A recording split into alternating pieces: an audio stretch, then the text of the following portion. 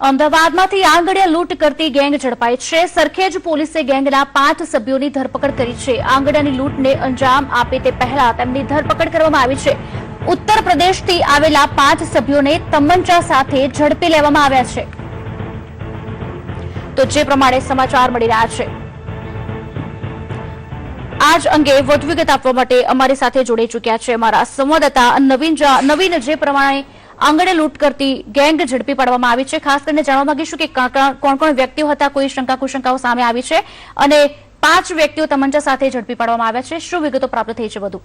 કુશાલી, આ લોકો પાસેથી દેશી તમંચા, કારતીસ, સાથોસાથ છરી, બેઝબોલ, હોકી, જે કાર તોડવાની જે ડિસમિસ આવે છે સ્પેશિયલ, તે કબજે કરવામાં આવી છે। આ 7 થી 8 લોકોની ગેંગ હતી જે એકબીજાથી સંપર્કમાં આવ્યા હતા જેલમાંથી, અને ત્યારબાદ એ લોકો જે કારખાનામાં કામ કરતા હતા તે કારખાનાની અંદર કામ બંધ થઈ ગયું હતું, તો આ લોકોએ પ્લાનિંગ બનાવ્યું કે આપણે એક લૂંટને અંજામ આપીએ છીએ। તો એમાંથી 2 આરોપીઓ યુપીના છે, એક આરોપી યુપી જાય છે અને 2 તમંચા લઈને આવે છે, જેમાંથી એક તમંચા સાથે એક આરોપીને ક્રાઇમ બ્રાન્ચે પકડે છે, પરંતુ એ લોકો ત્યારે પોતાનું કામ બંધ કરી નાખે છે।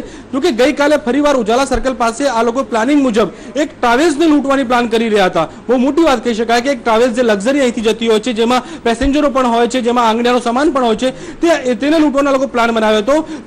તેમની પાસેથી તમંચા તમામ વસ્તુ મળી આવી છે।